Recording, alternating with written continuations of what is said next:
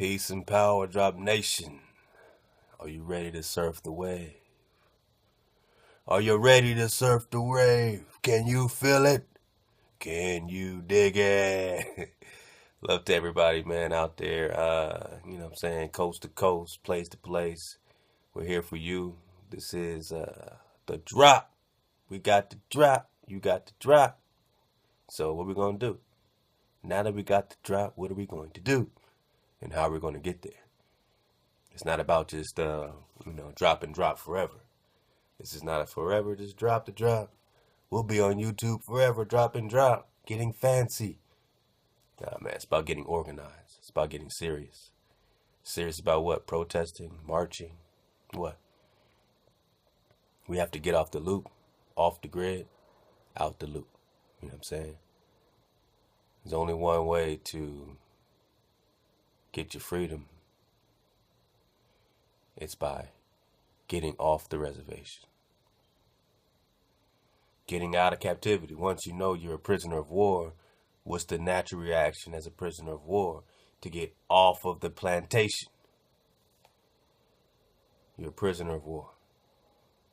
So we're bringing out the documentation. We're combing through the Popol. We're trying to get to the bottom, getting to the root. Love to all my people. Matter of fact, I just want to spread love. Love and cheer for you, man. Yo, yeah, man. Hope you guys are enjoying it, man. I'm enjoying the new atmosphere. Just finally got it, you know what I'm saying? Just the area that we can all kind of just set up, man, and just get cozy, like I said, not freeze our butt off every night. So be patient with me. I appreciate that. Be patient with Drop Nation. Be patient with, you know what I'm saying, everybody, man. And thank you, everybody, for everything that you're bringing to making us, you know what I mean? Just know that it's validated that when we come back to life, that truth, man, is validated, man. When we know it's validated, when we know that we could talk to our brothers and sisters and be like, man, this is the real skinny scoop. This is the skinny. Give me the skinny, no fat. Give me the real thing. Well, go home. That's the real thing. Nobody wants to hear that, because then it shifts the responsibility from, oh, I'm just black, treated like shit. And you say, well, go home. But I don't know how to survive. I don't know how to survive outside of concrete cities. Well, whose problem is that now? I know how you got here. I know what happened to get you here. We know it. We can read what happened to get you here. But whose problem is it now that the responsibility is shifted into you learning how to be an Indian again? Indigo.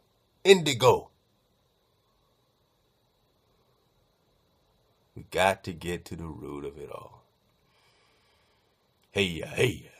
We have to get to the primitive root of it all. So be patient with me. Be patient with each other, your brothers, your sisters. Our solution, again, can't be the same as, the average little freckle-faced idiot screaming, go back home, go back to Africa. How does this person know where you're from? How do they know where you're from?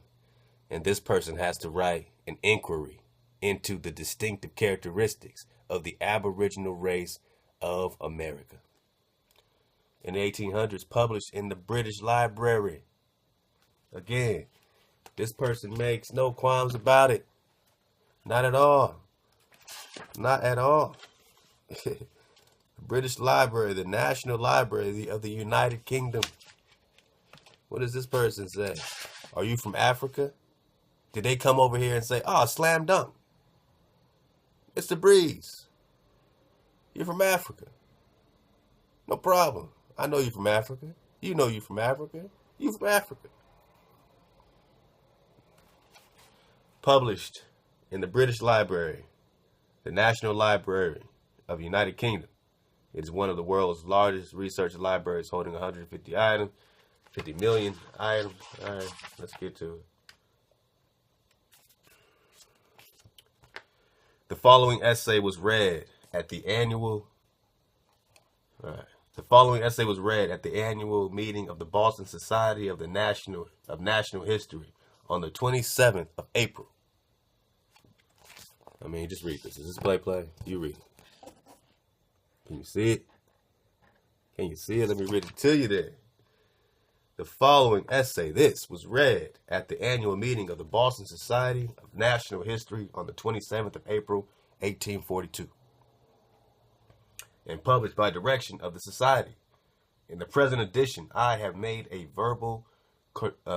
corrections. I have made a few verbal corrections and have some collateral facts in the appendix. I have taken a rapid glance at what I conceive to be the peculiar traits of the aboriginal race of America as embraced in 5 principal considerations vis-a-vis their organic, moral, intellectual characters, their mode of interment, and their maritime enterprise. And from these I have ventured to draw a few definite conclusions. I'm aware that it may appear presumptuous to attempt so wide a range.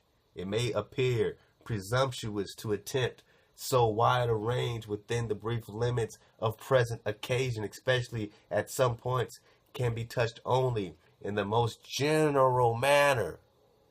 Oh no, you're from Africa. Does this sound like this person said he found a bunch of copper-colored people and they from Africa? Sorry, I switched my camera because, you know, you get used to recording one way, and every time I record, my little camera phone is upside down, and I'm used to, you know, so I gotta, because then I gotta flip the video on YouTube because it comes out upside down. So I gotta just, we gotta change with me. Let's flip the map. I gotta flip my phone. But does this sound like somebody's telling you, oh yeah, slam dunk, these Indians are Africans? I am aware that it may appear presumptuous to attempt so wide a range within the brief limits of the present occasion, especially as some points can be touched only in the most general manner. But my object has been to dwell rather upon some of these which have hitherto received less attention than they obviously deserve, and which are intimately involved in the present inquiry. You know what an inquiry is, right? So this person goes out into the analysis of the ethnography. You know what I'm saying? He goes into the moral traits and the characteristics and all this peculiar stuff, the intellectual faculties, the differences, what you were here. The importance of this is that regardless, no one is just saying, oh, yes, these Africans. You only got that in the movie Roots. You only got that with Jesse Jackson, African American. My 70-year-old mama knows she is not from Africa. No one in her family said they came from Africa. Everyone been talking about different tribes and Geechee this and all their native history. We get that in our, we get the whispers of our native history, our Aboriginal history, but we get nothing from Africa. Not one story from one relative ever. But we hear the Cherokee, right? We hear all this other stuff, right? So if they're publishing in the Boston Society in the 1800s an inquiry into the distinctive characteristics, then does that mean that this is saying that you're from Africa? Distinctive characteristics of you people. Not, oh, yeah, those are those people.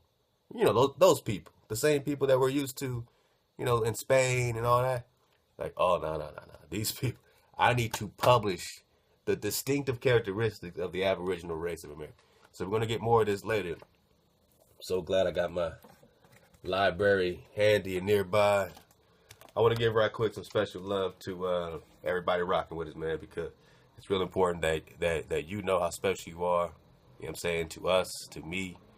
I'm getting set up in what I'm doing. We pumping out, man. You see me back here. 432 in your music right now. Thank you for sending me your music. Keep signing up for the drop tuna and everybody. Let me give everybody love, man. Keith Sarton, you already know. Keith Sarton been rocking from the beginning. Joshua Husted just signed up. Or he just got a shirt. Tiana Battle just ordered 2 more shirts. Sharon Jones signed up for the drop tuner package, the $5 a month for 50 songs. 50 songs you send in just for $5 between the 432. That's what I'm doing right now in the back. All right.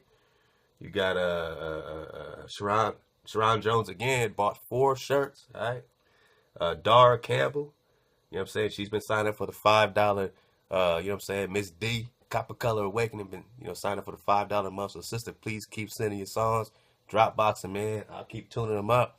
This is our operation. You see it. This is what we do.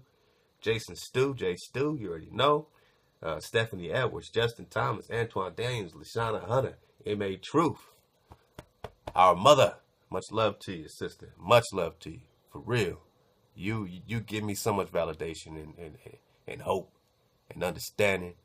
You know what I'm saying? Thank you, my sister, for the wisdom. Isaac Ford, Veronica Brannon, Vincent Goldstein. You know what I'm saying? Love to you for the donation and for the shirt. All right. Tiana Battle, been doing it for a minute. Love to everybody that's signing up on the website. You know what I'm saying? For the, free joint. You sign up, you get the 5 songs every month for free. You just send in your favorite 5 songs that you like, man, I love this song, I love this. I've been hearing it all my life, but you never heard it in 432 hertz. You never heard it in the frequency of water. Pure water, all right? So send your 5 joints that you like, man, these are my joints, and we'll send them back to you. And again, my sister Allison Rants, love to Allison Rants, man. She's a great sister, always involved, commenting, you know what I'm saying, giving great comments and all that. Send me your tracks, sister. Send me your tracks. Love to the people that recently signed up for the Drop VIP for free on the website. Let's see, Chad Best, Tony Murdoch, Dubas. We got Richard Gavin, Steve Roy. All these people signed up this week. Steve Roy, Danny C. Fuentes, Tuan Sanders, Denny Rain, Kevin Williams, Frank Gather, R.L. Stevenson, Patricia Melinda, Rob A.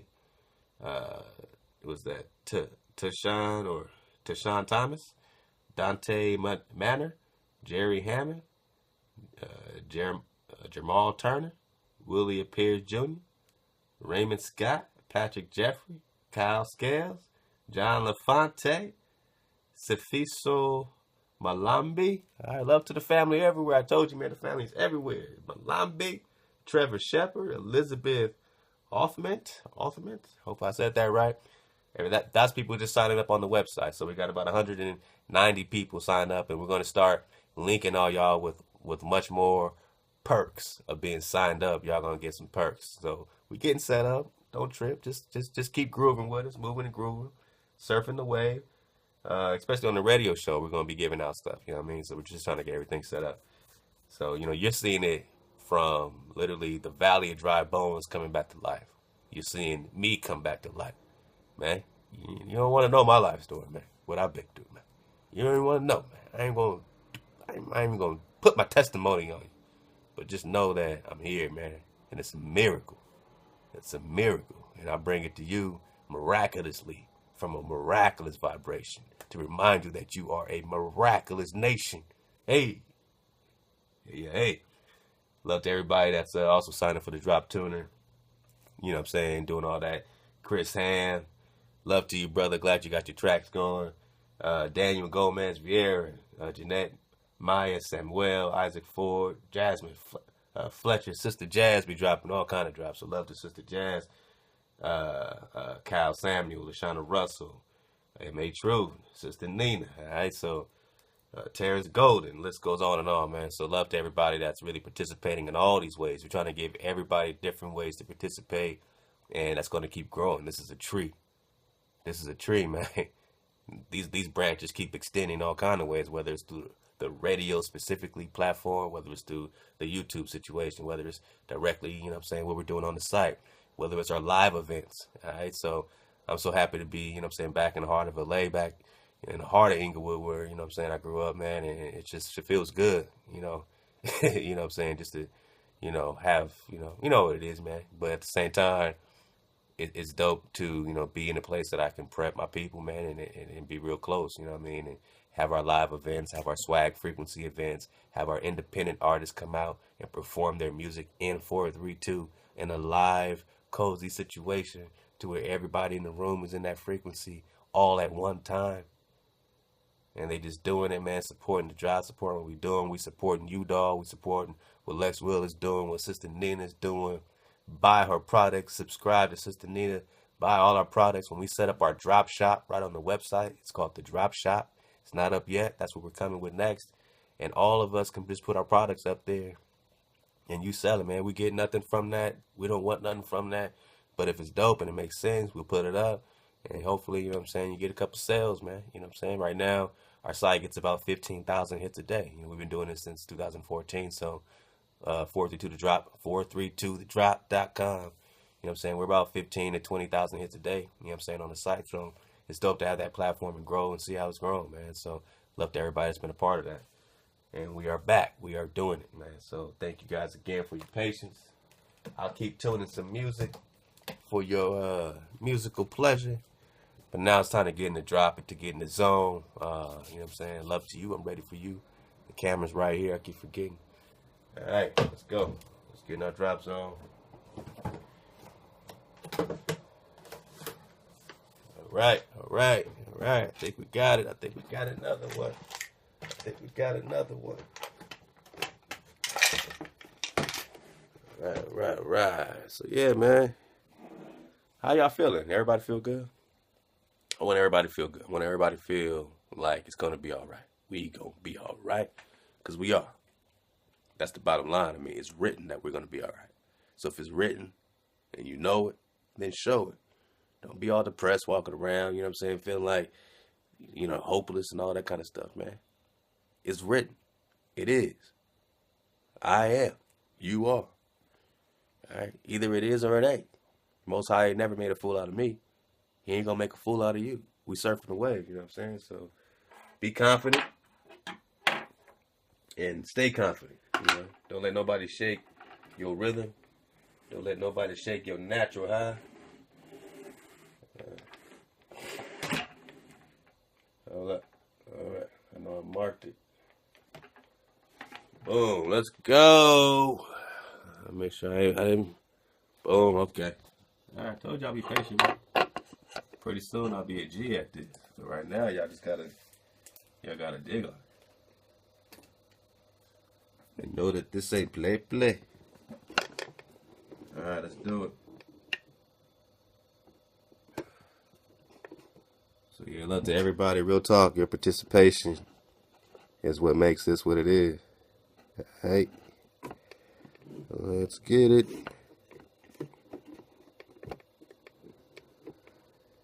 Are we cozy? Right. A little more. Okay, I think we're cozy right there. All right. Yo, we put up a new vibe suite. In case you didn't know. Please, go ahead and dig on it. Dig in and dig on it.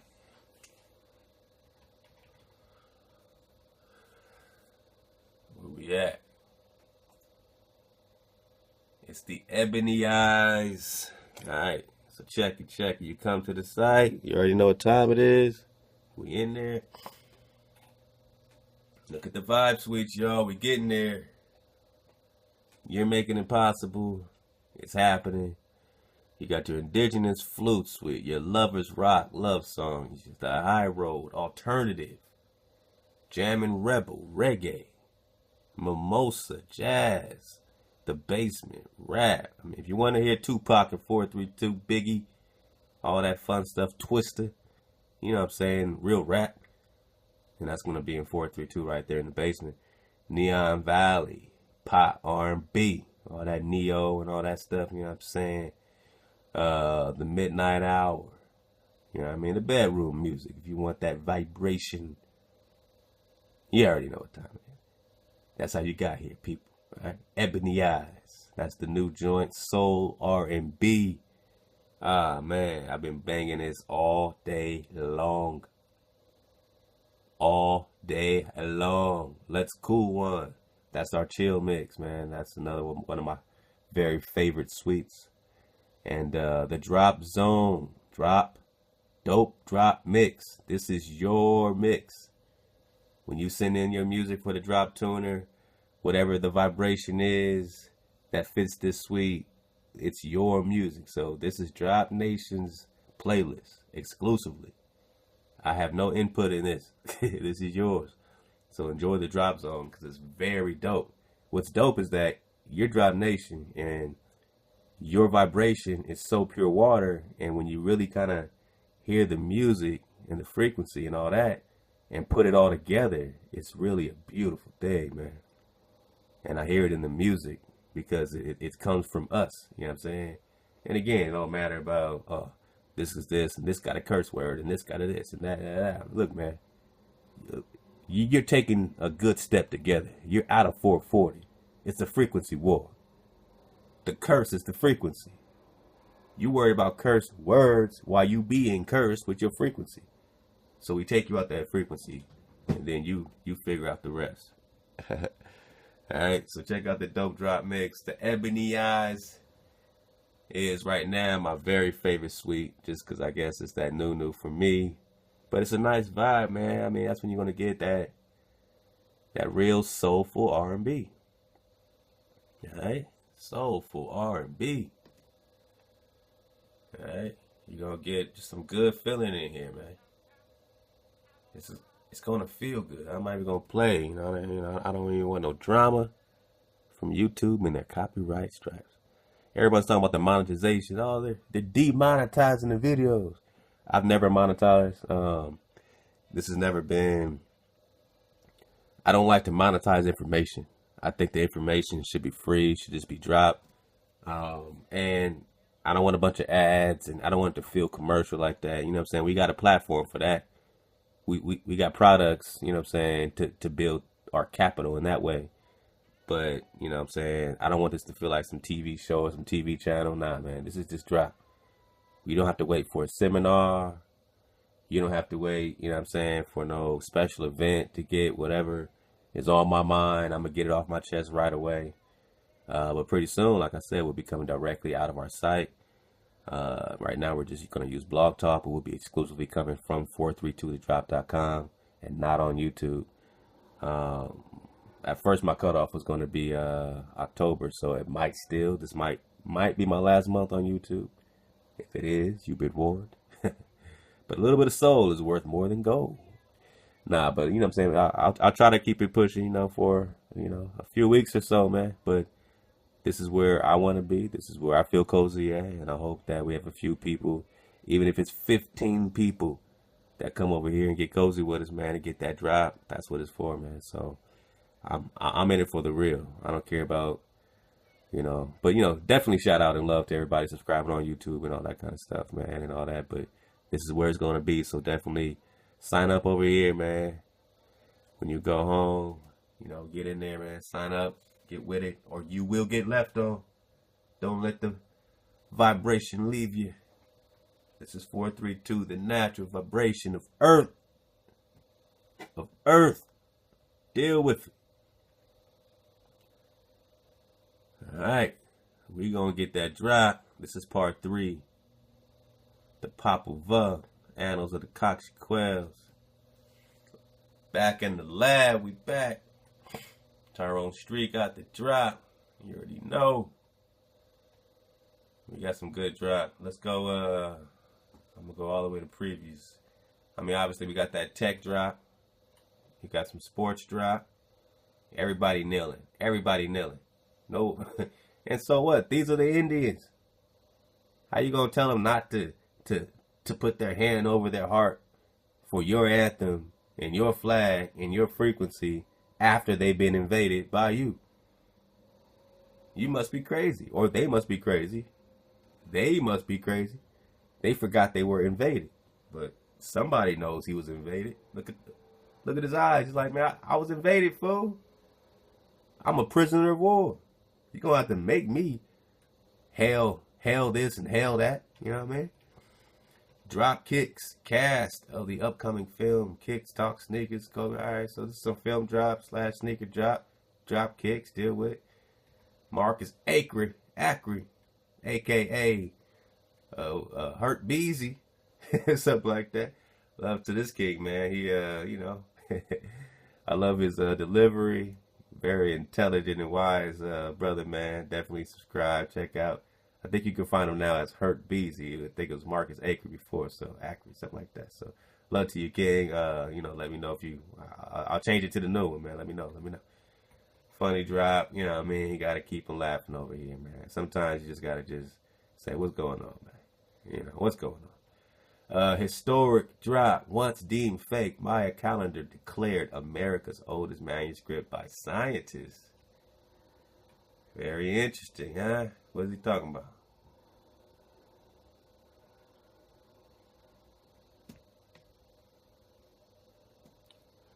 Hold up. Oh, there we go.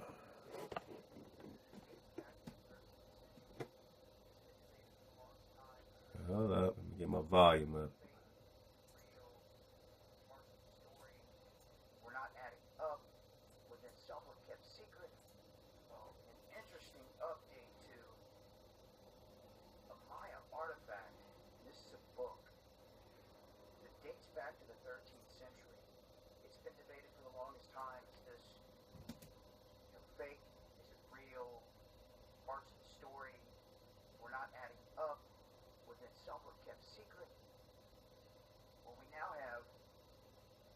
Scientists and anthropologists from 3 different major universities saying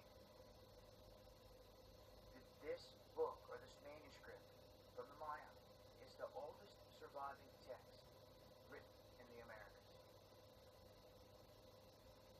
The oldest. And like I said, you've got scientists from Yale, University of California at Riverside, Brown University, multiple universities coming together, making this statement and saying that yes, they believe it is the oldest. Now, there's some more information here on this manuscript, exactly the story behind it, the man that discovered it. So y'all check that out. I know the volume's low. But yeah, check that out. You know what I'm saying? It's everything's coming to light right now. Everyone's, you know, that's been doubting this and down that. And when you see so much of the book of Genesis, so much of all this being confirmed in the cliches, that's why we're digging in them to find the validation, to get the babies out the bathwater, to understand that we don't just have to go back to the Greek every time or go back to, you know, some other dead vibration, you know, English and Greek translations and all this kind of stuff like that. But our records right here should correlate, because this has to be original here. So the original must be here. And every translation that we're coming with is from another world. Then what is that doing to our vibration? So how are we connecting it? Clearly we know that Egypt is here. We understand all the Egyptian artifacts coming out the Grand Canyon right now. So we know that we've been hijacked by a vibration since we predate the Atlantean Egypt Thoth hijack that built their pyramids. And remember, the Most High is perfect. Our Creator is perfect, with wisdom, with the feminine. Our Father laid his law and shaped us, and his wisdom, with wisdom, framed. It forms the frame. It's it makes a house a home. It makes it cozy. But your Father's law is going to shape it every time. And we forgot. They divided us in two, and you'll see. You'll see. They give us half truths because they divide our energy in half. So we have to go back and understand that, yes, there's hijacks. But you might be a lot more hijack free. Matter of fact, you will be a lot more hijack free than what they did in the Council of Nicaea and what they done did in Rome. Nicaea 1, 2, and 3. Councils of Nice, right? And remember, nice, does nice mean good? Remember Dr. Yafa Bey breaking down the etymology, the spell of the word nice. Nice don't mean nice. So the Council of Nice don't mean nice. Let's get to... Actually, let me see something right quick. I'm trying something new. So rock with me. Rock with the drop. Let's see what this looks like if I come over here. Let's see what we got. Can everybody see that? All right, if we go up a little bit. Let me get it framed for y'all.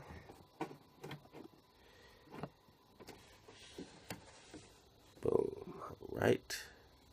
We gonna be all right. This hasn't much, I got my volume kind of connected with my speakers, for the radio, so the volume's gonna be low. So I want another alternative. So maybe I can just come over here just to get some things right quick. So y'all just digging on it with me, man. I appreciate that. There we go. Digging on it with me. All right. I want to get one quick drop, and then we're going to get into some great documentation. All right.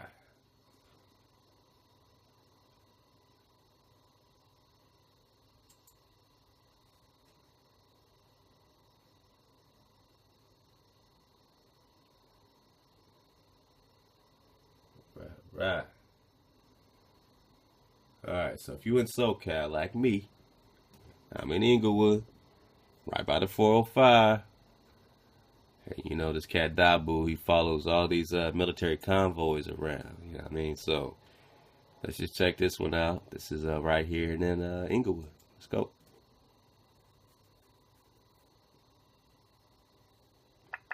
This is Dabu 7. Much better. I want to share with you here some footage that was sent in out of Southern California. This was on the 405 North coming out of Carson. It caught their attention because what they were seeing was not the average semi. It was an armored semi that was loaded down with equipment, and they had sent me a couple clips of these trucks. I wanted to share it with you guys, and they were asking, do you know what this is? What model? Have you ever seen this before? They weren't sure exactly what they were carrying. But there's a look at it. So I know I got brothers and sisters in the military, so, you tell me what is going on. They supposed to be bringing this stuff out, not bringing it in.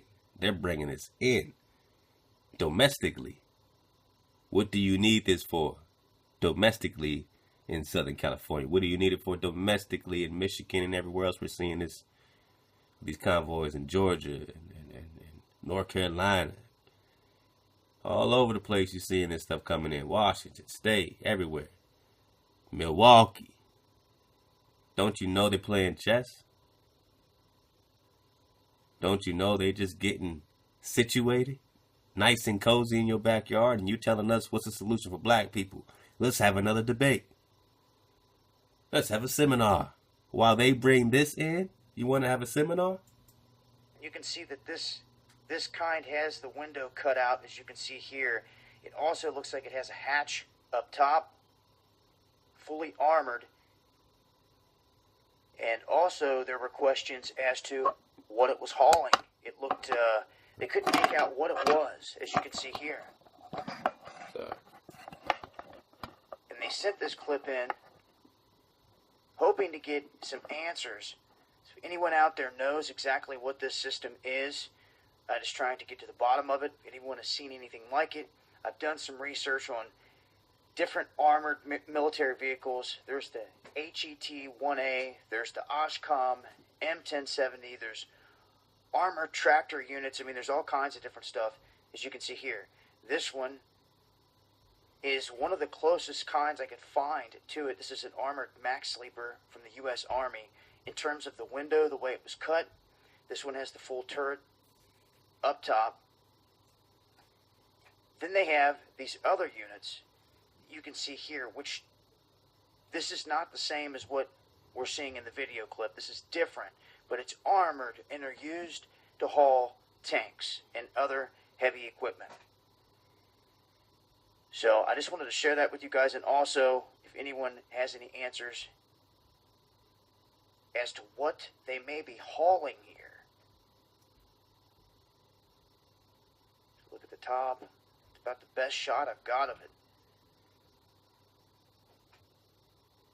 Just raise some eyebrows, and hopefully we can get some answers out of this. But armored military semis moving through Southern California with mystery equipment, so to speak, at the moment, until we can figure it out. I'll update in the description box or comments once we get something solid or the title.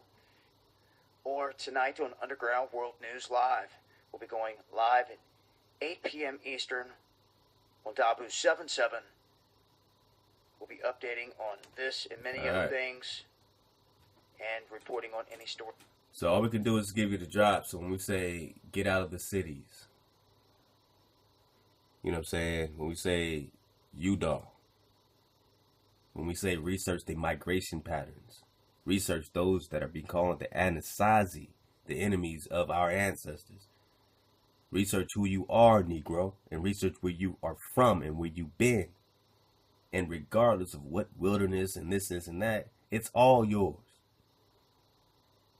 But when we rock and when we, you know what I'm saying, looking at Deuteronomy 34, and that's word to Lex Will, then we see all of our cities there. We see Ephraim. We see the golden spike, Judah City. We know that Utah is Udall. Peru is Jerusalem.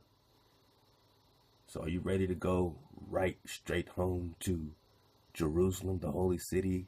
In your condition, are you vibrating enough for that? Is it time yet? Or do you need to be escorted in a certain frequency home? And how do you get to that frequency, Negro? In concrete cities, fighting tanks? Fighting tanks? Or do you retreat and vibrate and learn how to build basic tensioning knots? Wilderness Outfitters, Dave Canterbury School, survival drop. Let's get this right quick. We'll get to this Popol, Cakchiquels. We're getting cozy. Take it away.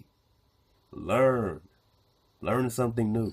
Now, we may go ahead and shoot a video down the road here on how to set this tarp configuration up. It's pretty simplistic, but what I really wanted to show you today was the knot that I use for these guy lines, because it's a very simple friction-held knot that you can use for adjustment on guy lines, tent poles, and things like that. And I've never seen this knot shown before, and I don't remember seeing it in a book either. So I want to show it to you because it's so simple that I came upon it by accident. Stay with me. Okay, so let's start off with a close-up of this knot. And I want to show you how simple it is to get this knot undone. All right. Remember that it is a sliding knot, so I can slide this up and down the line very easily to adjust how tight my line is. So it's a tensioning type knot, but it's also a self-tightening knot. To get this knot undone, all I have to do is loosen it up a little bit and spread these two lines, and it pulls that knot apart very easily right here. And then I can just pull out the tag end from the rest of the knot, and everything else is simple. So let's talk about how to tie this knot real quick. Okay, I think I got a good face down view of this cordage. So what I'm going to do is I'm going to pull it completely off of here real fast. And so all I've done is I've taken the two lines. This one goes to the tent pole. This one is the slack line. And I've pulled them around a stake or a loop until it's fairly taut. And then all I'm doing is I'm coming in here and wrapping around this line 1, 2, 3, 4 times. So I've got 4 wraps around this line.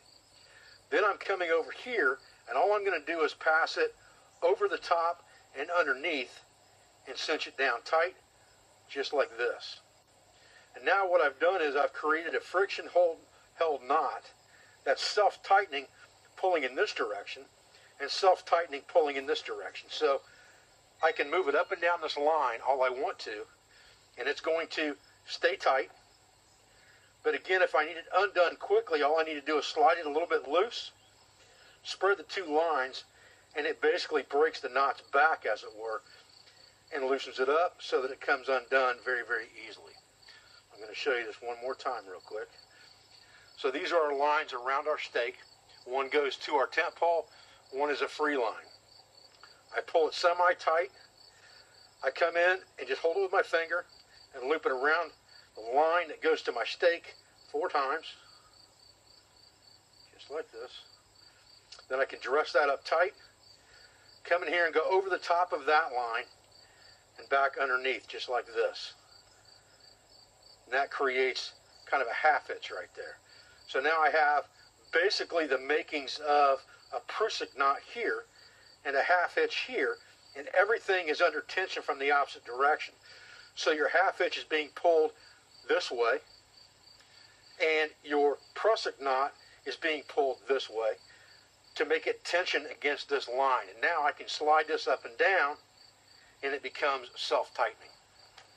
Now I'm going to go through this for you one more time, just a little further away, because I want you to understand where this line is going and coming from.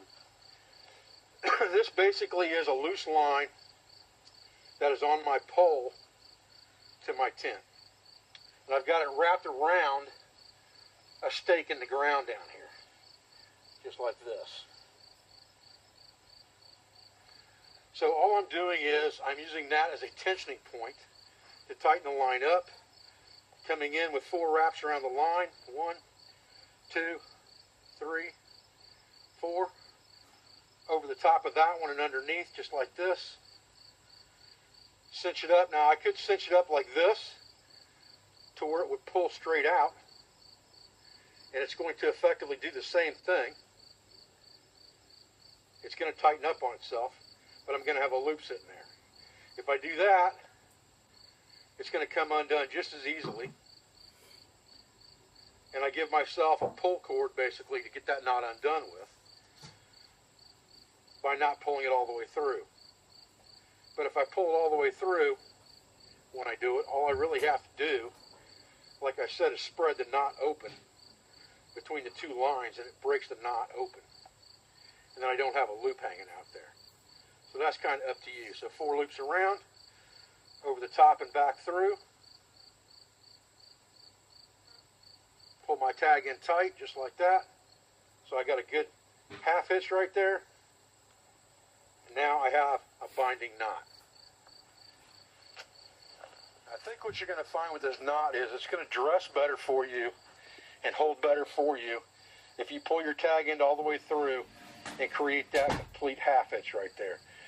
If you leave a loop on there of line, when you undo that, let's just undo it real fast here and show you what I'm talking about.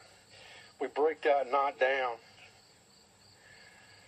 and pull that out and recreate that knot and just leave that quick release half hitch in there. We don't get quite as much of a bind. I think it's important that we have that.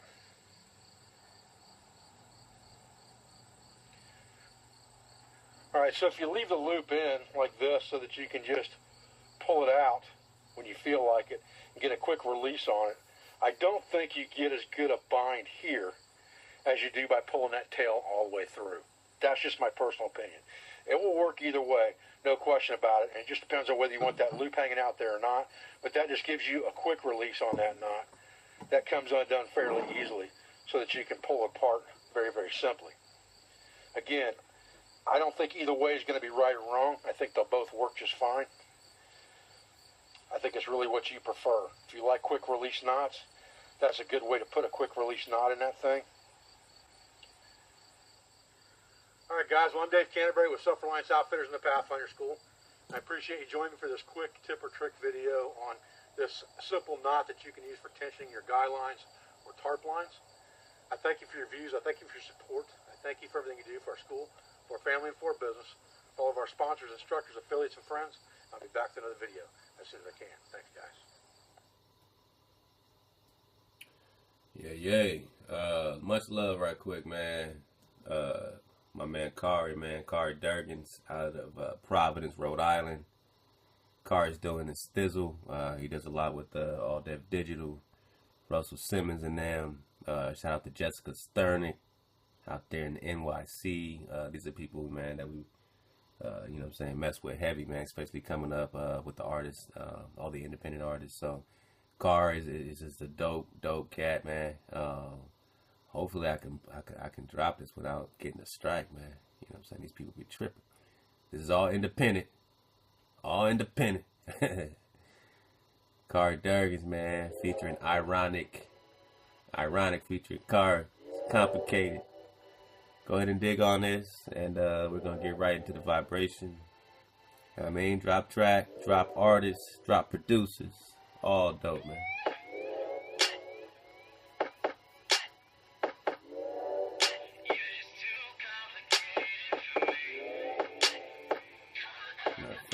I'm gonna get situated while we do this.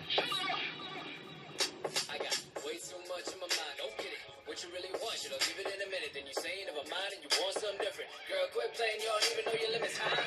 It's like one day you love me, next day you playing and saying don't touch me. Damn it, you bug you. Fuck it with nothing. All of a sudden you yelling with something, girl. You got an ass so fat. Why you gotta go and do that? Why you always gonna be so mad? Why you gotta go and do that? Tell me how the fuck I'm being so bad. Why you gotta go and do that? Tell me why the fuck you talking smack. Why you gotta go and do that? Nah, I ain't even really into all of this shit. Chilling with the top down, and I'm a top now, and I ain't made for all of this shit. I don't let me let you pay for all of your shit. Girl, you think you're something special. First you're good, then sentimental, then I swear you go with mental. You tell me yes, and you tell me no. Trying all my best to give you what you want. So complicated. No, I just can't take this. It's too complicated for me. Alright, what up? Say you wanna talk, then you tell niggas shut up. Bang! All right. Take a pic, it'll last longer when to shut up. Yeah. Should've stopped playing with the boy. I know you up late night playing with your toys. You can have a real nigga playing with you, moist. Know you don't like that word. Know that you like them birds. Know you can't hide them curves. Know you get on my nerves. Why you act like them birds? Why can't you fight that urge? I think you like jealousy more than me. Saying that you don't want to be cuffed, but you want me locked up like felonies. Nah, fuck that bullshit. That's too cool shit. You stay gassed up, but want my fuel shit. So I go Tim Allen on my tool shit. Find me a hoe digging her tulips. She got cake, so I rock cool with. This could be us, but you stay foolish. And I ain't got time for jokes. See you got lines of coke. Roll your boat. Tell me no. Trying all my best to give you what you want. So complicated. No, I just can't take this. It's too complicated for me.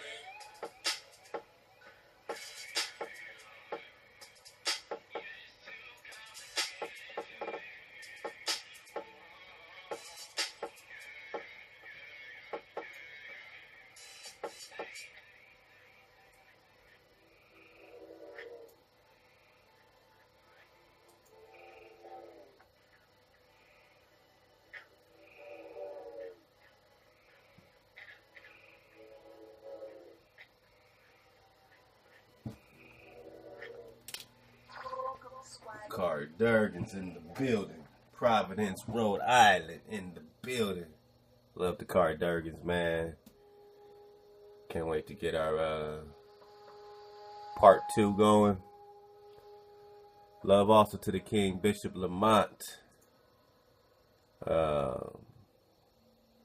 We said, yeah, as soon as we get on the blog talk, Bishop Lamont out here, man. Much love to the street family. You know what I'm saying?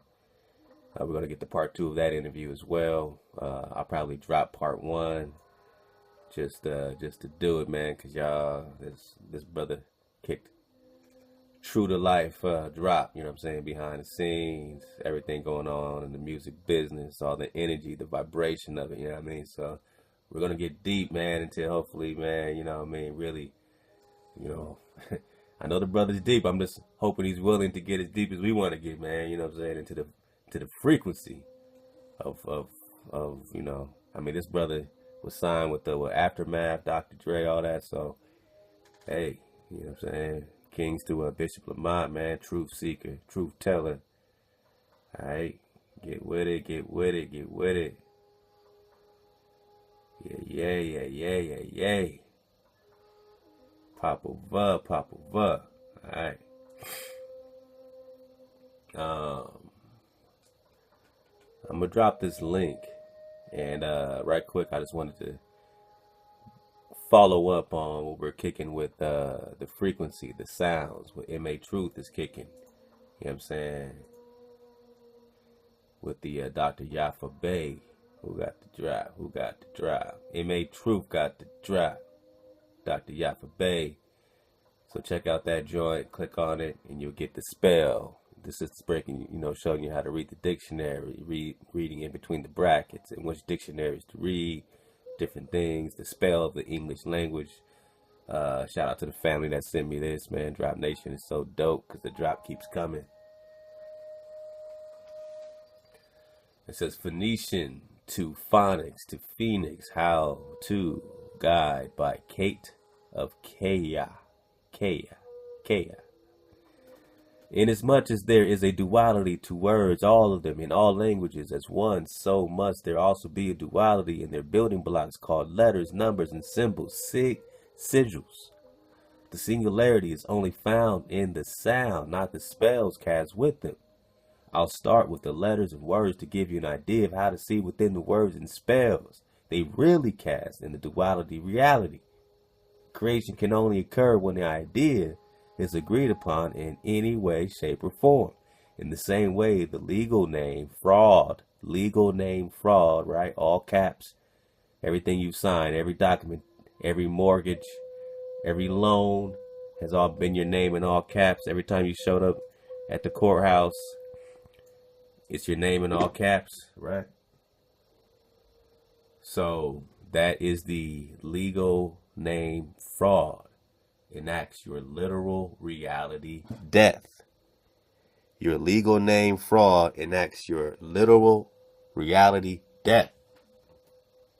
It is given name life. It is given life through consent on a grand scale. So you have to consent to this fraudulent name in all caps, your legal name fraud. Show up at court. Yes, I consent to being represented by that straw man, that name of debt that is accruing debt. I am a prisoner of war, and you have given me a corporation to claim. And as long as I give consent to claim this corporation, I will be your slave. There's a spell on you, Negro. In the same way, the legal fraud name enacts your literal reality death is given life through consent on a grand scale, as in humanity is collectively duped by this singularity duality lie. With the language divided in duality, it is easy to keep humanity duped by the duality in every word using singular definitions that ultimately vary from language sound to language sound. For example, to vacate in the literal means to leave from one place to another, as in going on vacation or vacating your vowels, okay? It contains the letters va, which in Spanish means to go, and why the Chevy Nova didn't sell very well, because in Spanish-speaking countries, it literally means no go. Not a good selling feature if you're dealing with things that their entire intent and purpose is to go.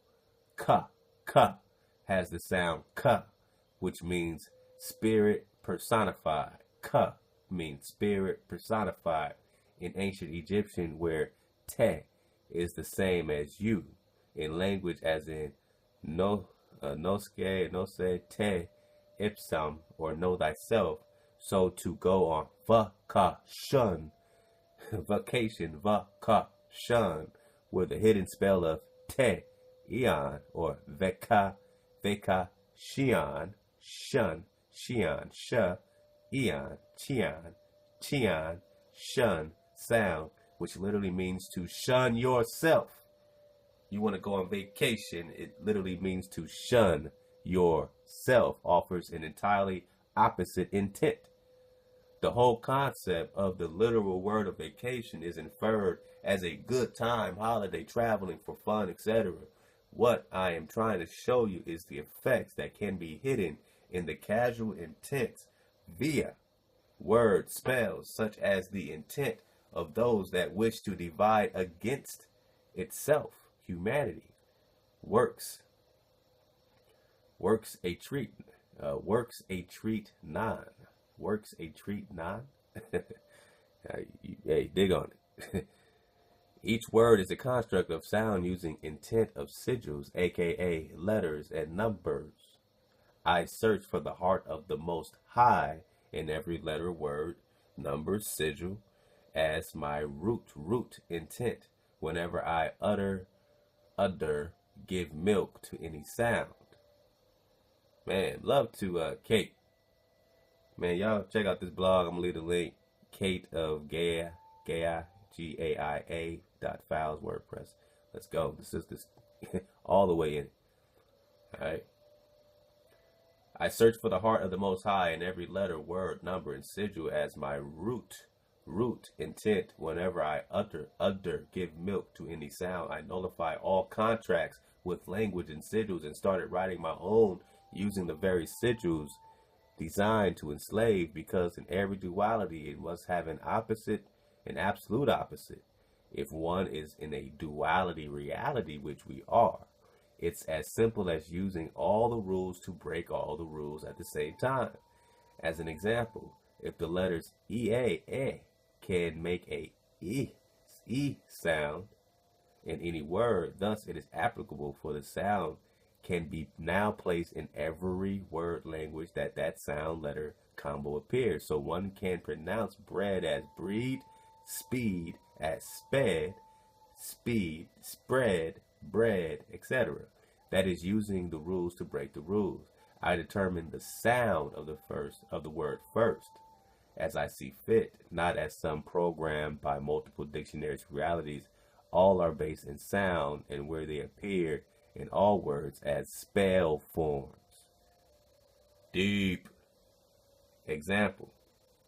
Sigh has the same sound as PSI, sigh, or SCI, sigh, or PSY, sigh, or SY, sigh, or CI, sigh, or SEYE, or SAYE, and wherever they appear in any all spellings, regardless of lane, contain the sound intent dependent upon your accepted one. A few or all definitions possible, regardless of the language barriers. This is using all the rules to break all the rules. Singularity of the sound. It is all sound, that which creates form and matter. Your Father is the shaper. His sound is his word. His word is his law. His law gives shape.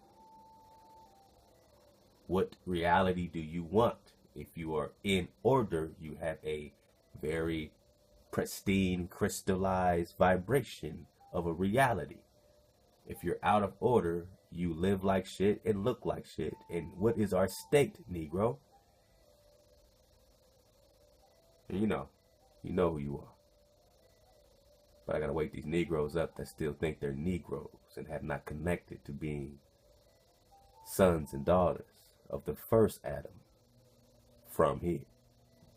All words mean what you think they mean and are exactly the opposite of all words mean what you think they mean and are exactly the opposite of what you mean as well, visible through phonics. Read definitions based on all rules of language, grammar, prefix, suffix, nouns, verbs, etc. All of it.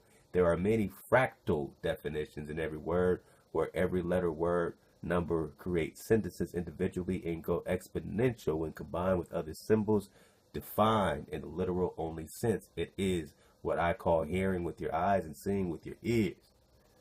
This is where conceptual thinking, imagination gives and lives, and humanity as a whole has been pigeonholed into literal definitions only.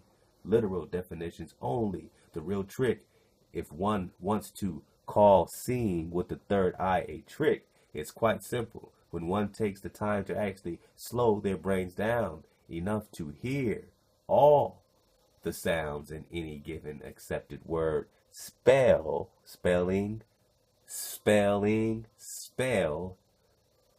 while the heavily school program mind fights you every step of the way. There are two coinciding forms of communication occurring at the same time. The communications via light heard with the eyes, and the communications with sound, low frequency light, aka dark / yan, Y-A-N, heard with the ears. This is where you'll find Wayland, smithy, to the gods, making armor, using the hammer and anvils in the eardrum. Here is where one decides whose drum one is really marching to. For an example of this, think of any time that someone said they were going to do something, intent, but their actions spoke a different language and they didn't do it. How often would you ask this being anything after their actions always prove them out to be liars? That is where you'll find their true intent. Not what they say, but what they do. As a simple example of phonics or fractal expansion of a spell, let's look at one letter to illustrate. Can you spell the sound of the letter R in any way? Sure, you can in the new spell hidden as R, as in R, you going out tonight. Now, based on the sound, we have 3 new letters. Formerly hidden from view due to the you must spell everything our way, school programming, or get the big X on your paper, fear, peer pressure, dot, in that false reality program of squiggles. Since we have 2 letters, we also have 2 syllables, syllables. Oh, man. Many-headed hydra, serpent, creation, Taurus, fields in the form of A-R-E. Woo! You're talking about energy, frequency, and vibration. What frequency are you in? You're in a slave vibration, remember? With all letters having more than one singular sound. The letter A has an A-Y, A, and an A-H, I sound, as well as many others, depending on the spell it is cast in. The spell it is cast in. Based on that sentence, it is whatever the spell it is cast in. Jesus, man. Jesus for real. Jesus. Jesus. Zeus. Only Zeus would do something like this. Namely, a word of any or all form. So, as an example of this expansion, follow the sounds, not the sigils, like this. R-E. Sounds are R-E, as in aria or aria, area, creating the new sound R equals R-E, which translated means the Most High. Once you hear a new sound, look at how the sound is literally defined, where that sound is now an added point of view meaning to the original and fully interchangeable inside. Change a bull, change the intention creation by your phonics, you will find very quickly the sheer magic in all words and spells like you have never seen before. This is the fundamental truth that was kept from you. Wake up, Negro, or you're under a spell. These are sorcerers, witches, wizards. This is their magic, so that you don't wake up and vibrate above the firmament again. This is the fundamental truth that was kept from you, in that all creation is based on sound. You are just vibrating, regardless of frequency, where light and sound only differ in that regard, in the same way that a royal flush is simply a straight flush like any other, where it is the light pictures that determine the agreed upon value on the rules of the game. It is still fundamentally a straight flush, regardless of an external perceived program value. The value placed without is the value contract agreement of that value within. In short, if you think it has value, it does. You want money, you want plastic cards, you want paper and plastic, and you want to think it has value. It does. If you think it does not, it does not. Now you're in another reality. Your reality is based solely upon what you agree with. So now we agree together. We are prisoners of war. It's time to be free. Leave the cities. Regroup. Be tribes. Indians be Indians. Be you. Do you. Do you. Like the rest of us, we're programmed to think in a certain way like everyone else, or choose your own path.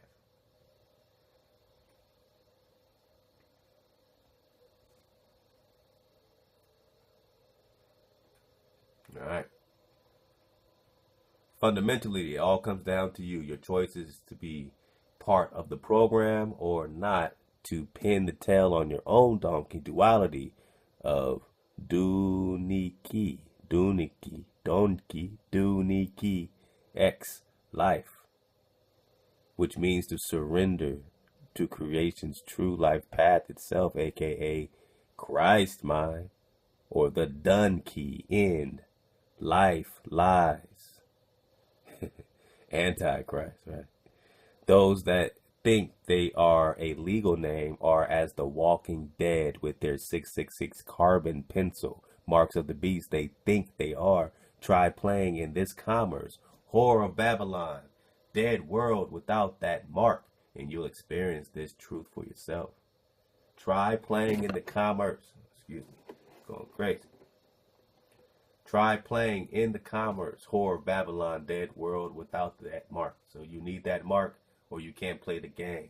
So you try playing in Babylon without that mark and you'll experience this truth for yourself.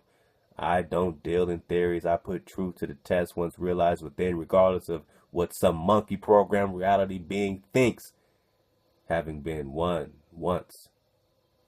No thanks.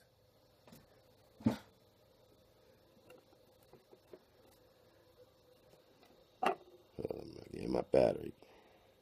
Right.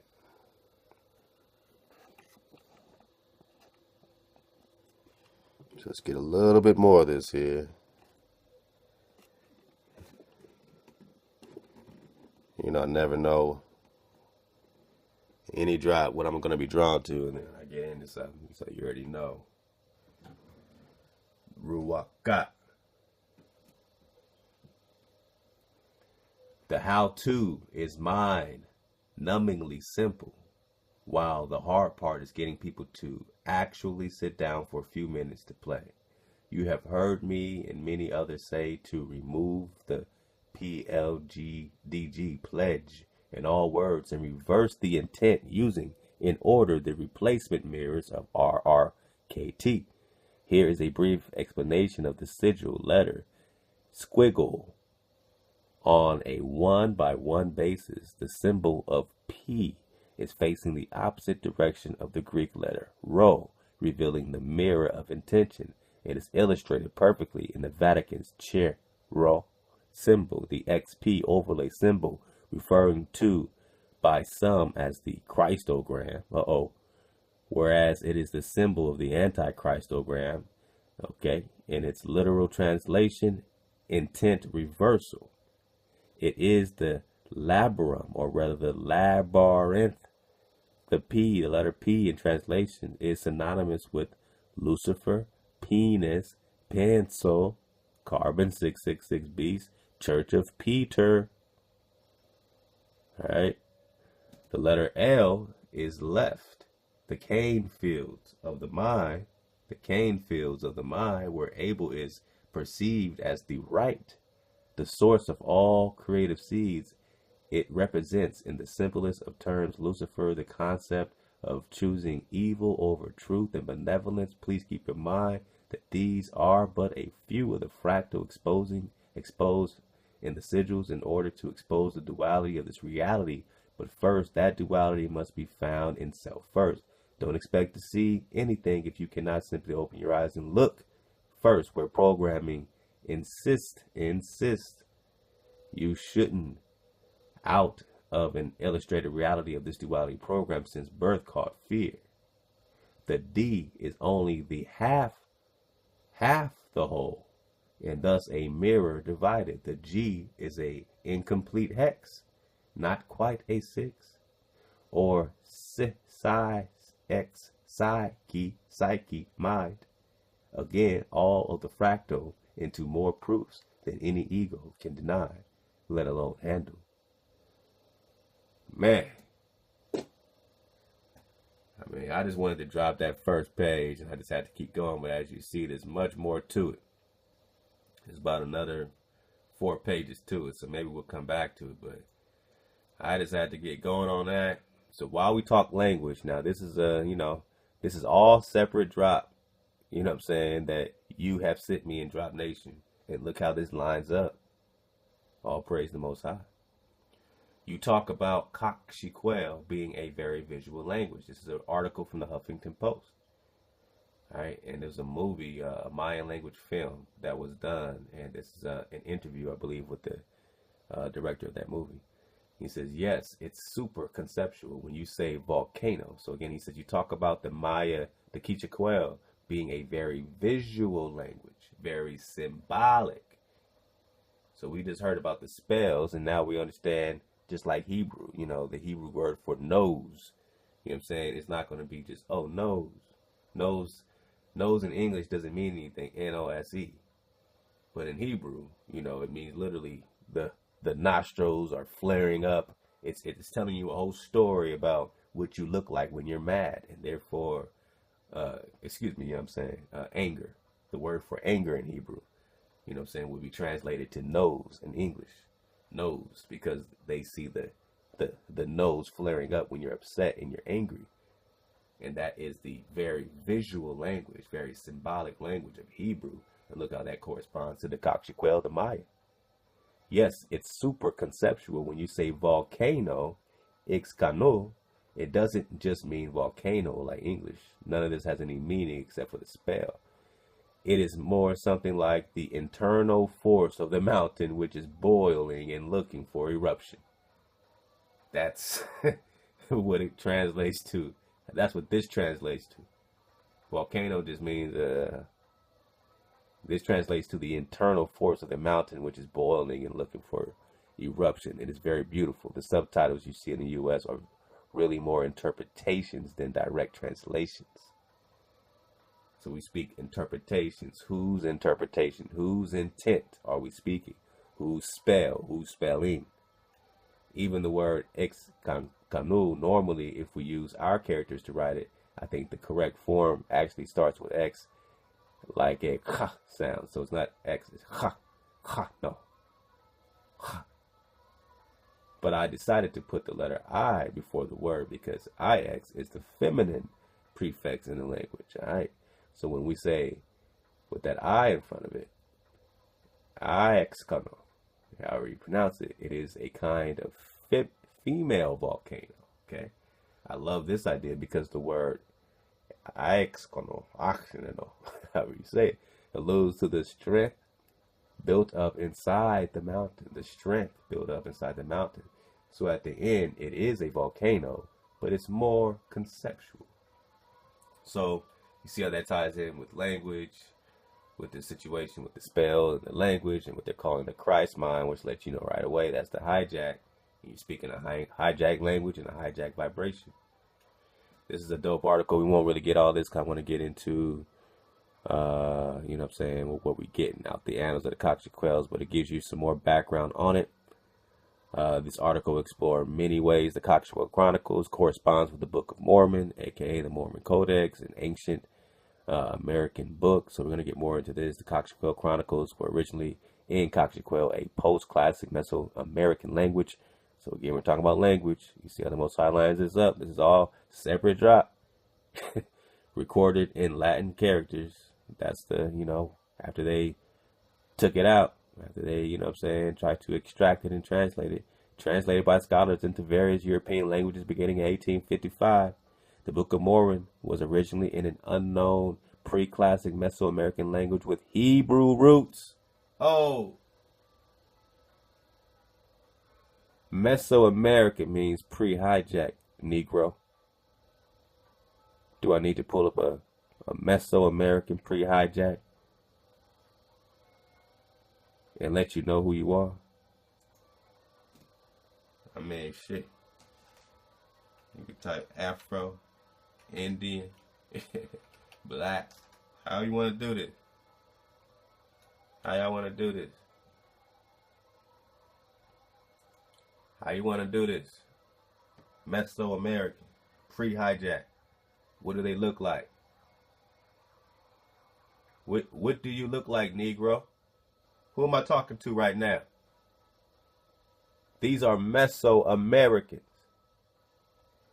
I used to see images like this, and I used to be like, oh, that's nice. They let a little black boy in the family. Now I realize this is the Indian. And they have hijacked him and his entire family, however it went down. And now he has to rock with them. And now they're new to his land. He's the indigenous one. And he's just rocking in a family. Hold up, let me get my battery straight so we can get into this Popol and jump right back into it. We get into being hijack free. Being hijack free. I'll let you dig on a couple of that. Start reading and we'll get to it.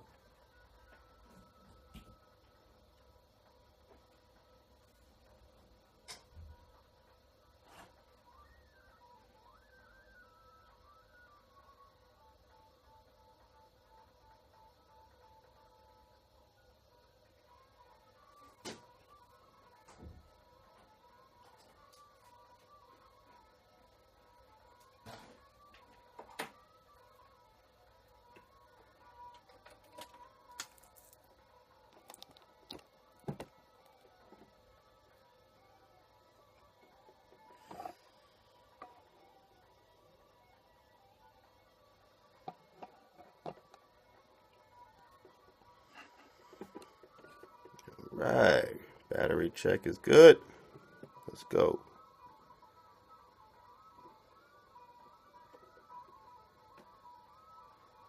Let's go. Let's do it.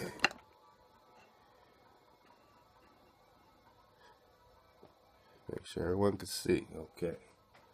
So we have about, a good half an hour. So let's get into it, man. Let's get into it.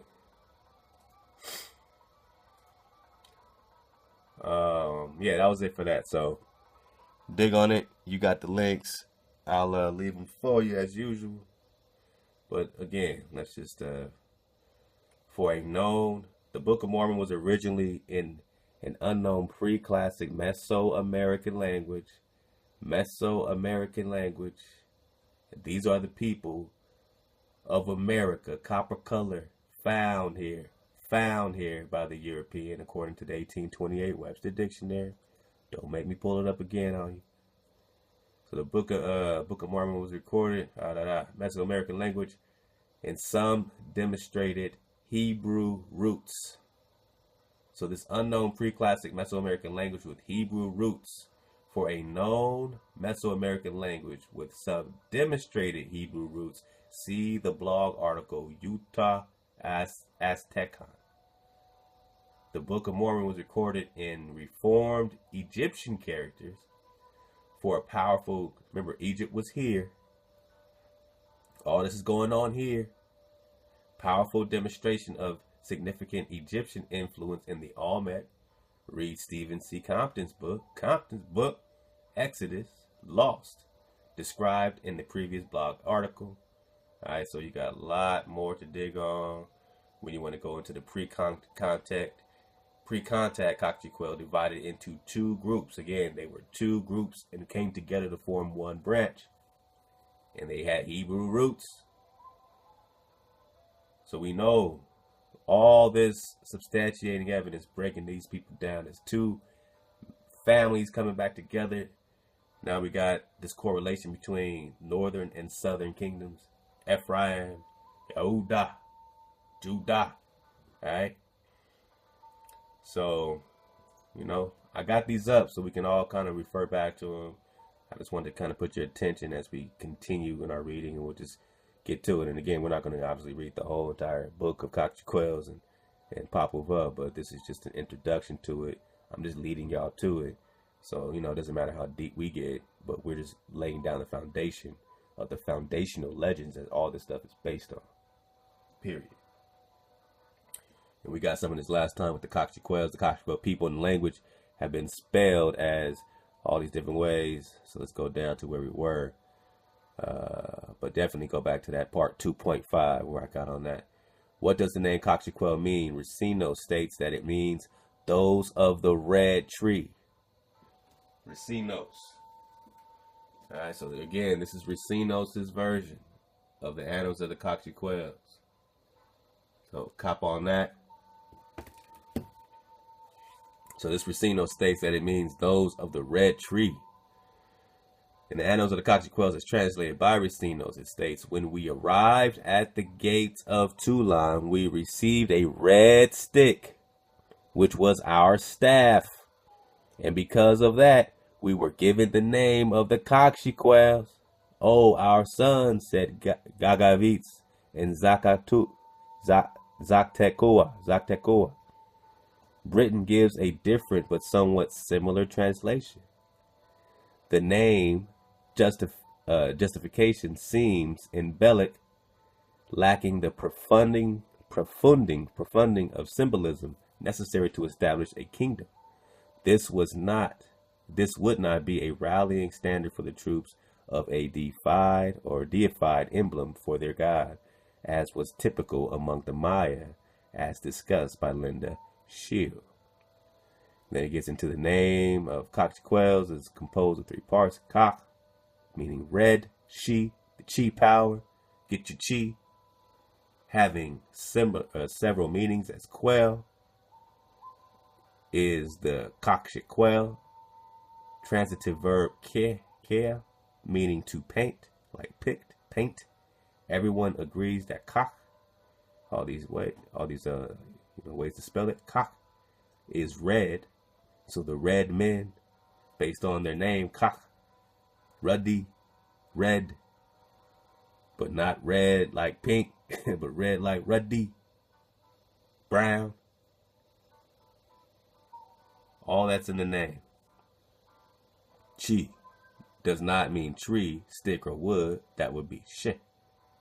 Yet in the orthographies, the middle syllable word is clearly chi, chi, while chi is used extensively in the Cakchiquel language. It is not found explicitly as a word in the dictionaries available to the author. So man, y'all dig on that. All right, so here we go. We're back. Annals of the Cakchiquels. Popol.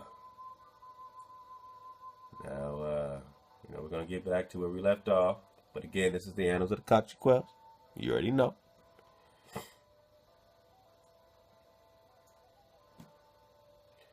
Let's see where we left off. Get past the introduction here. Oh yeah, this has a very long introduction. I remember now.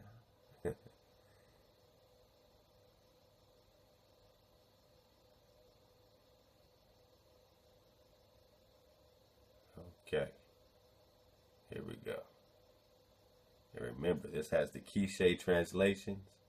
So all this is the Quiche Mesoamerican language right here. Or at least a version of it, right? And we were talking about the framer and shaper. Now we have the maker, the creator, the obsidian stone. This is what they were given. This stone, this technology was his sustainer when man was made in misery, and when man was formed, he was fed with wood. Was he fed with leaves? He was fed with leaves. He wished only the earth. He could not speak. He could not walk. So this is the first attempt. So, the first, there were multiple creations. the first Adam, right? So this was the attempt at the first Adam. The first Adam meaning the actual Adam that they were satisfied with. The second Adam meaning Noah. We are seeds of Noah and came from Noah the same way we came from Adam. We spread out again through Noah. He is referred to as the second Adam.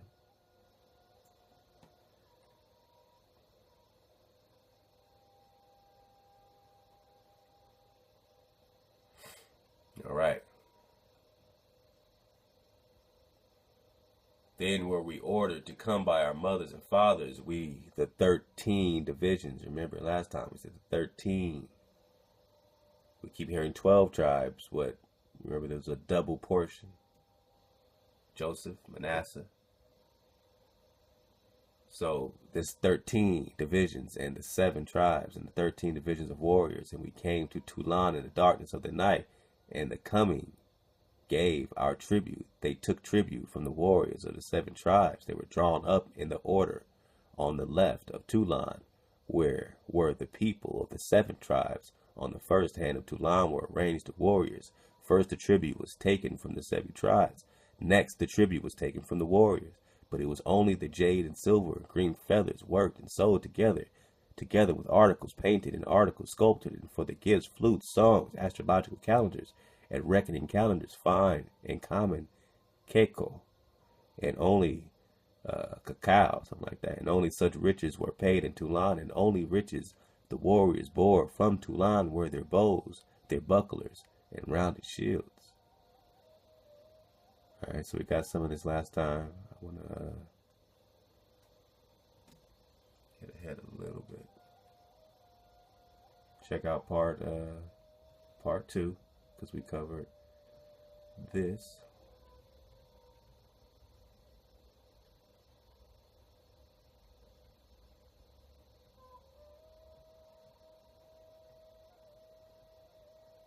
$75. Okay, here we go. Here we go. Okay. So, part 11. Thus, therefore, came we, the rulers, and then we were ordered by our mothers and fathers. Go, my daughters, go, my sons, your houses, your clans have departed. Not thus shalt thou always follow. So don't always follow us. Thou, youngest son, truly great shall be thy fortune. So the youngest son, great, is going to be the youngest son's fortune. And thou shalt be maintained, as it is said, by the idols called the one Belehe To, the other Hun Tahax, to whom we say each pays tribute, as is related. Then they put on their bows and shields, their lances, their feathers, their paint, given as a defense against the bugs, the dirt, the boding owls, the blackness, the rain, fogs, clouds. Then we commanded, great shall be your burden, sleep not, sit not, be not cast down, you my sons, you shall be rich. So this was them being sent out, sent away from their mothers and fathers, saying, hey man, you're going to have to endure it. You're going to have to get with it, or you're going to get left off. All right, so we got some of that last time too, so we're just catching up. I'm just doing a quick little, spend a couple days, so, you know, we're going to get synced up back with the Popol.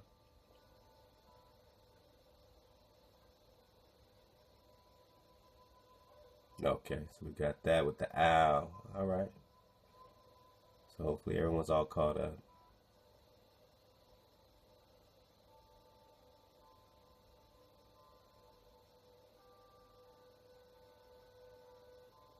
All right.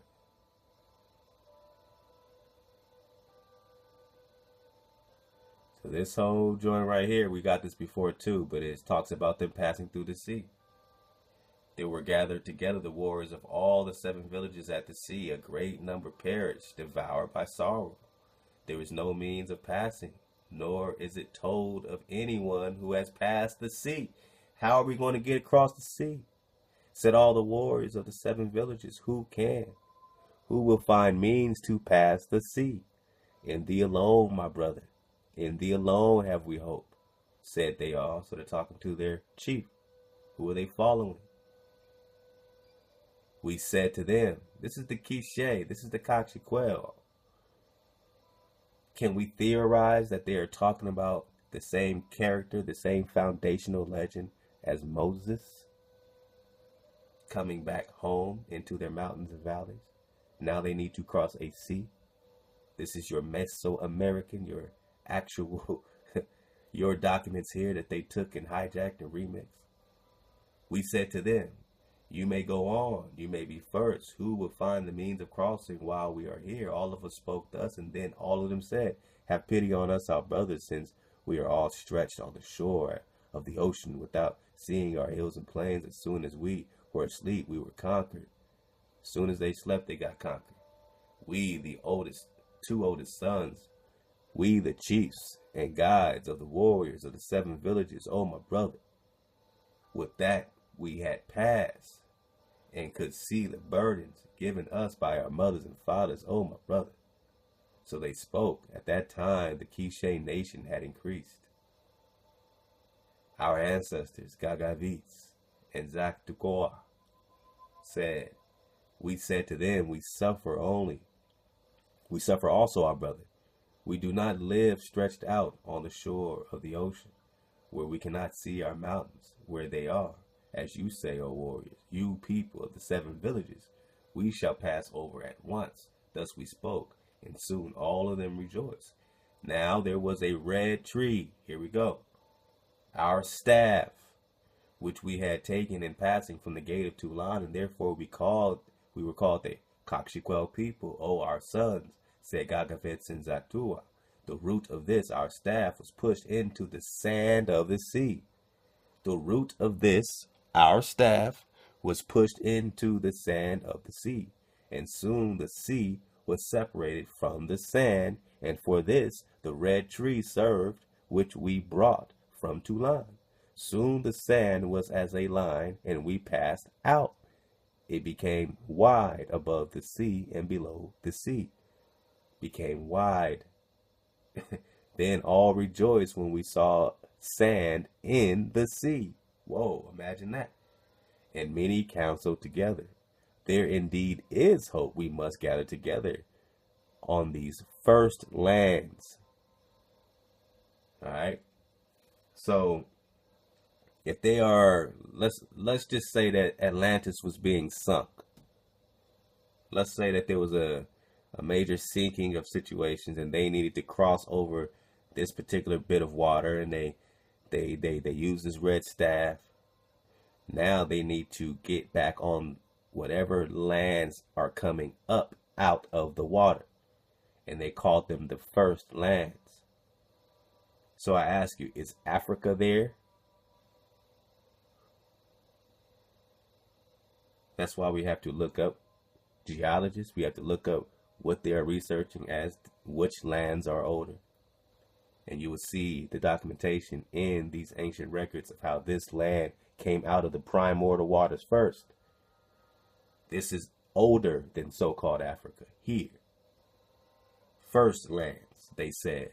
Here only can we arrange ourselves since leaving Tulan.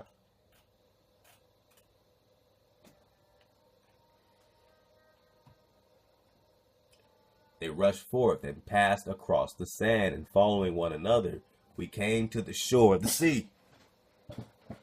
And we arrived at the edge of the water. Then all the 7 villages began to fear, and all the warriors spoke, and then the 7 tribes spoke.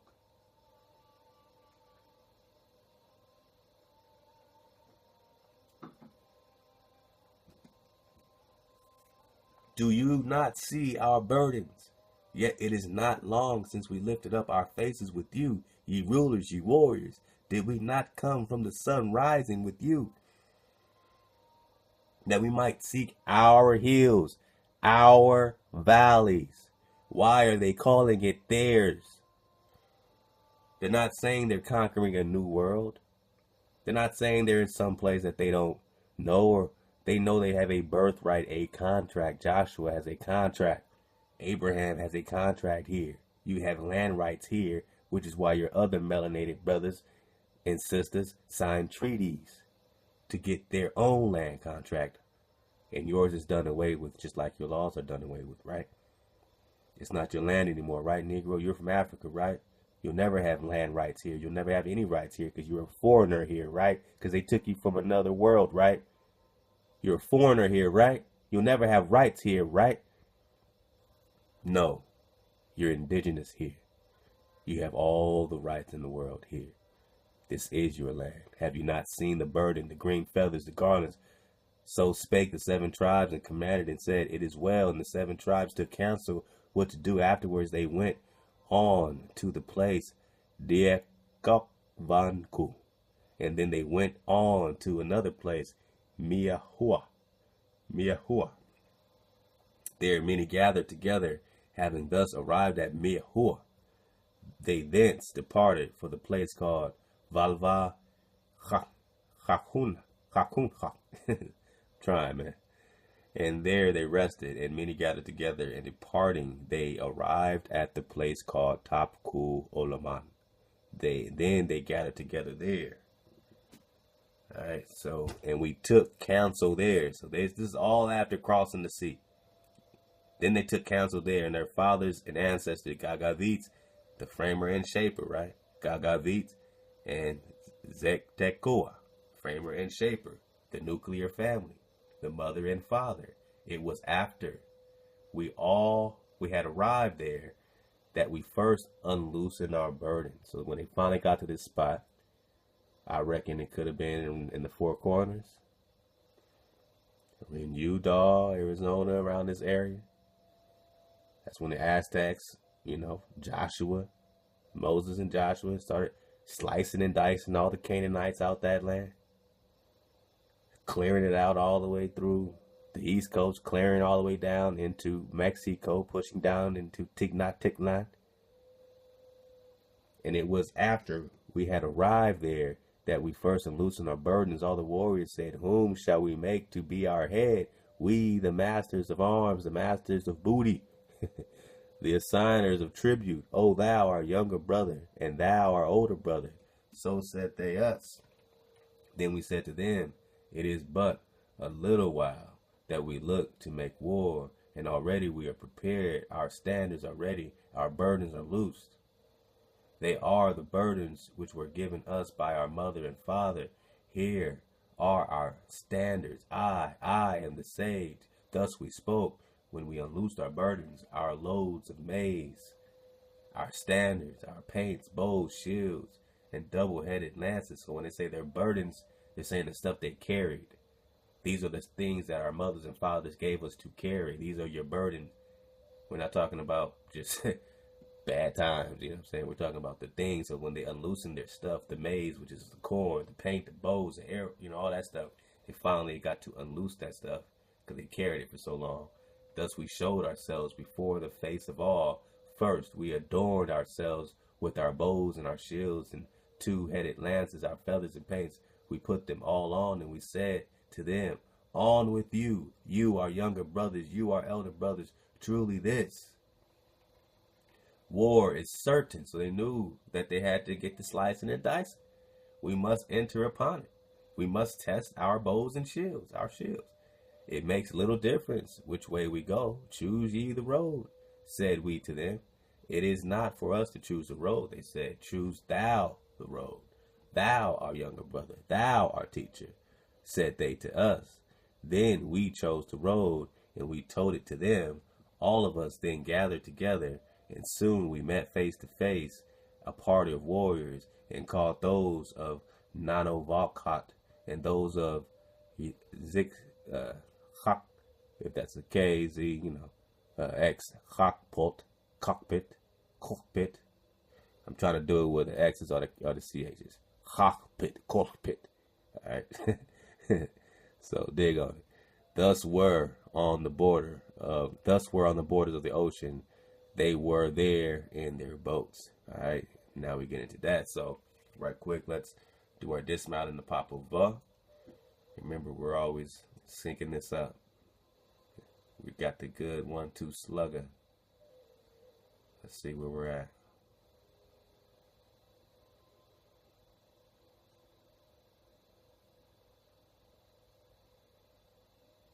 Okay. So again, we're talking about the framer and shaper, All right.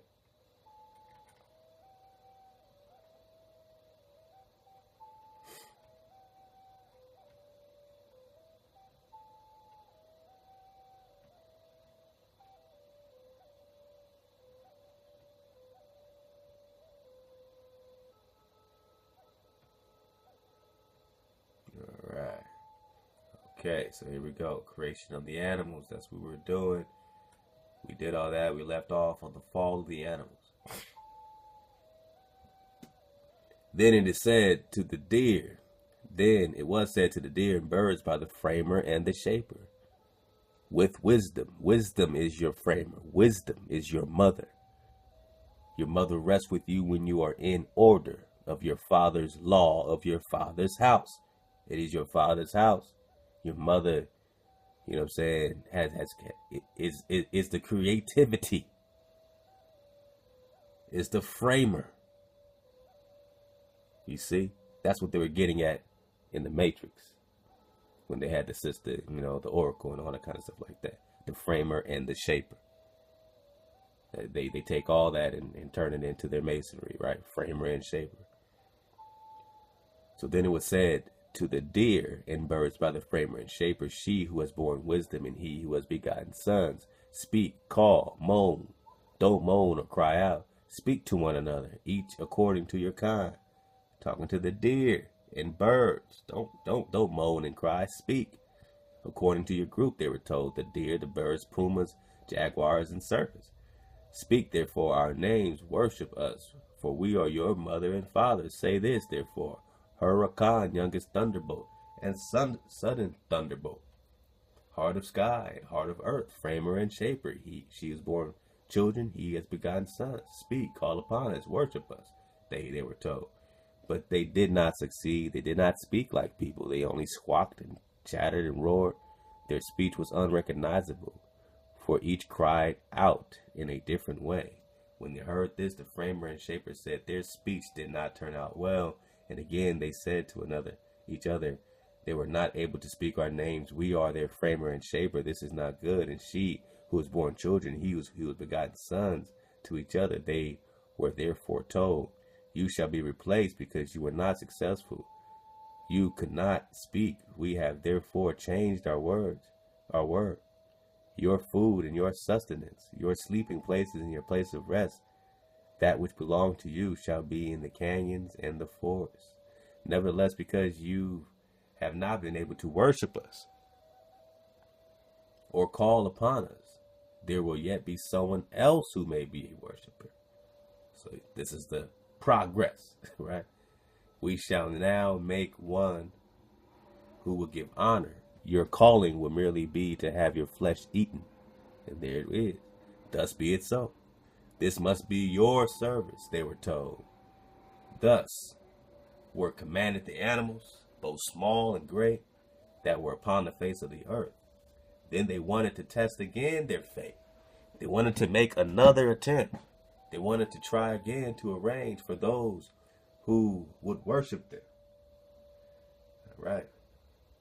I'm going to take a sip of water. We're going to take it all the way home. Thank y'all for vibing. Part 3. You know what I mean? Let's make a nice dismount. And let's go.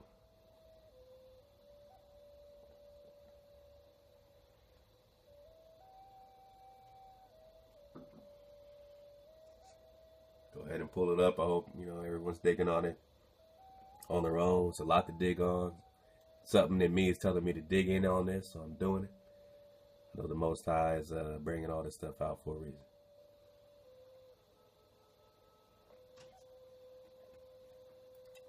Here we go. Love to y'all. Love to everybody. Everybody. Then they wanted to test again their faith. They wanted to make another attempt. They wanted to try again to arrange for those who would worship them. The speech of the animals could not be understood because of the way they were made. They were not successful. Therefore, their flesh was brought low. They were made to serve. The animals that were on the face of the earth were eaten and killed. The creation of the mud person. Thus, there was another attempt to frame and shape man. All right, so I guess it's the third attempt. By the framer and shaper, by she was born children, he was begotten sons. Remember, he only begets sons. So the sons is the seed. That's the kingdom. You follow the seed, the energy, vibration, frequency. Let us try again before this first sowing, before the dawn approaches. Let us make a provider, a sustainer for us. How should we then be called upon so that we are remembered upon the face of the earth? We have already made a first attempt with what we have framed and what we have shaped, but we were not successful in being worshipped or in being revered by them. Thus, let us try to make one who will honor us, who will respect us, who will be a provider and a sustainer. Isn't that when you have a child, you want them to honor you, to respect you? One who will be a provider and a sustainer, sustain what they're being taught. That's not worship like, oh, master. That's like, nah, man, just be a decent freaking human being. Be a decent person, man. As my dad always said, man, you don't owe me shit, man. You don't owe me a damn thing, man. Just be a decent mofo, man. We're good. Be a decent person, man. Don't be a piece of shit. All right. Then was the framing and the making of it, of earth and mud. Was it flesh composed? But they saw that it was still not good. It merely came undone and crumbled. So that's the mud person. It merely became sodden and mushy. All right. It could not walk. So this is where we were. So now we call up to where we were. So we got the mud person. Then they made the person out of wood. So we got the wood person, the mud person. All right. So now we're catching up. I just had to do a nice little recap to get us on board, get myself on board, know what time it is. All right. So the wood people were destroyed. They spread out to the four corners, everywhere. All right. I mean, hey. Then they had to fall, the effigies of carved wood. So this is what we got exactly last time. How they had to get down and lay there. And that led us to the pride of seven macaw. And we said, well, what's this macaw? And it was this weird bird thing. And I said, man, that must be Thoth, man. So while the face of the earth was only a little brightened, before there was a sun, there was one who puffed himself up, right? That's that Lucifer story, right? I'm going to puff myself up, named Seven Macaw. There was a sky and an earth, but the faces of the sun and the moon were dim. He therefore declared himself to be the brightened sign, the bright sign, ain't that Lucifer? Bright sign for those who were drowned in the flood. He was like an enchanted person in his essence. So everyone surviving the flood or drowned, whatever the case, he's the light. I'm the light for those that are fallen, desperate in this situation. I am great. I dwell above the heads of the people who have been framed and shaped. I am their sun. I am their light, right? The eye of Ra, Thoth, all this stuff. Remember the connection to this in the Egyptian and what they were finding and how that connected to the Book of Mormons and what Joseph Smith was holding on them. All right, let's make our dismount. I am great. I dwell above the heads of the people who have been framed and shaped. I am their sun. Worship the sun, right? On a Sunday, right?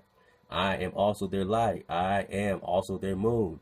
Then be it so. Great is my brightness. By the brilliance of my silver and gold, I light the walkways and paths of the people. My eyes sparkle with glittery blue-green jewels, right? So we got these blue, green-eyed people, right? My teeth as well are jade, stones, as brilliant as the face of the sky. This, my beak, shines brightly far into the distance. The beak, Thoth, the beak, shines brightly far into the distance like the moon, Thoth, right? Let's go, right? Come on. My throne is gold and silver. When I go forth from my throne, I brighten the face of the earth. Thus I am the sun, I am the moon, Thoth, right? Ra, right? I as well, Isis, right? All that stuff. I am the moon, the first heaven, right? The first heaven, Sunday. Every heaven is a day of the week. You worship on the first day of the week, Sunday, that is the first heaven. You worship the Most High on Saturday, that is the seventh heaven, that is the throne. It is a reason, it is a vibration, it is divine timing. Get back on it, get with it, or get left on. Thus, I am the sun, I am the moon as well. For those who are bright in the light, those who are begotten in the light. Doesn't that sound like Thoth in the Emerald Tablet? Yes or no? Then be it so, my vision reaches far, said Seven McCall. Now, Seven McCall was not truly the sun, but he puffed himself up in this way because of his plumage, right? Everything he's stealing and his gold and silver, his vision did not reach beyond where he sat. It did not really reach anywhere beneath the sky. Thus Seven McCall puffed himself up in the days and months before the faces of the sun, moon, stars could truly be seen. He desired only greatness and transcendence before the light of the sun and moon were revealed in their clarity. Clarity. This was in the era when the flood was made because of the effigies of carved wood. Okay. Now we shall tell how Seven McCall died, how he was defeated at the time when people were made by the framer and the shaper. And this is part 3. Part 4, we'll get into the fall of Seven McCall. We know where we're at now. We're on page 80. We're on page 80 of the Popol. We're on page 83 of the Annals of the Cakchiquels, the Brenton edition. And all that can be found, you already know, right there in your favorite place.